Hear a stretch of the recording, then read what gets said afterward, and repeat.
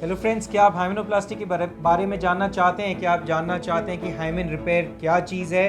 क्या आप चाहते हैं कि मैरिज के टाइम पे आपके हाइमेन में से ब्लीडिंग हो?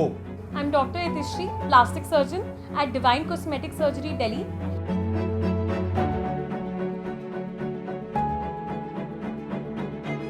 Today I will be discussing a topic which is seen as a taboo for many, but ऐसा टॉपिक जो बहुत सारी लड़कियों के लिए लाइफ में सेकेंड लाइफ ला सकता है।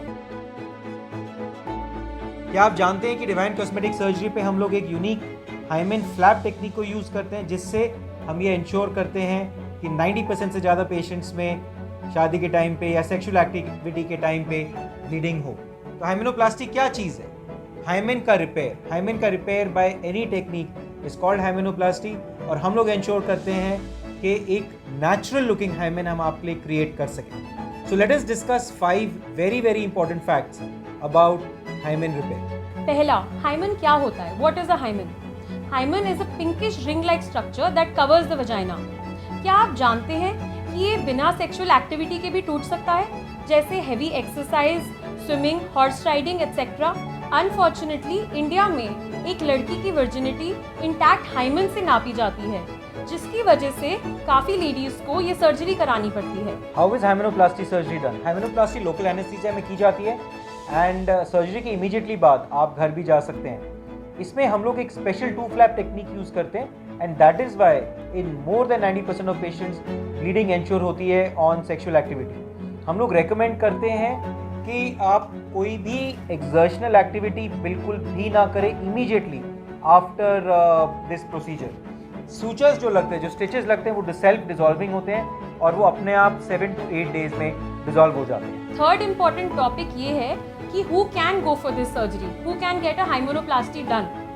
There are lot of women who have sexual intercourse before marriage and want an intact hymen before their marriage. They can get it done. It can also be done in cases of trauma or accident जिनमें उनका hymen टूट जाता है। Sexual exploitation and abuse.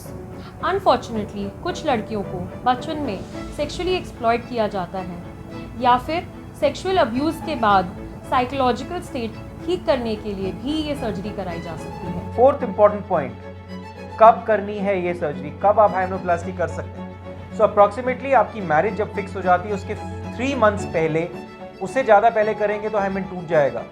Generally 3 months, और अगर आपको बिल्कुल भूल गए हैं, शादी एकदम सर पे आ गई है, तो लास्ट आप 10 डेज पहले कर सकते हैं, बिकॉज 7 to 8 डेज चाहिए स्टिचेस को डिसॉल्व होने के लिए। उससे लेट हो जाते हैं तो मेरी एडवाइस है कि हाइमेन रिपेयर ना करें। फिफ्थ पॉइंट हमारी पोस्ट सर्जिकल केयर एंड जो चीज़ें आपको ध्यान में रखनी होंगी। आप सर्जरी के बाद वर्क इमीडिएटली ज्वाइन कर सकते हैं। थोड़ा दर्द हो सकता है लेकिन इट विल गो अवे।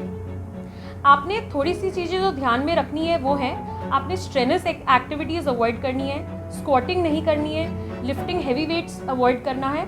ये सब चीज़ें आपने ध्यान में रखनी है। अपार्ट फ्रॉम दैट, आप पब्लिक स्विमिंग पूल्स और सोना 3 to 4 वीक्स अवॉइड करें ताकि इन्फेक्शन का रिस्क ना हो आपको। बेफिक्र रहें कि आपकी कोई भी सर्जिकल इन्फॉर्मेशन या मेडिकल हिस्ट्री किसी के साथ शेयर नहीं की जाएगी, इंक्लूडिंग आपके फैमिली मेम्बर्स। तो आप बेफिक्र होकर ये सर्जरी करा सकते हैं।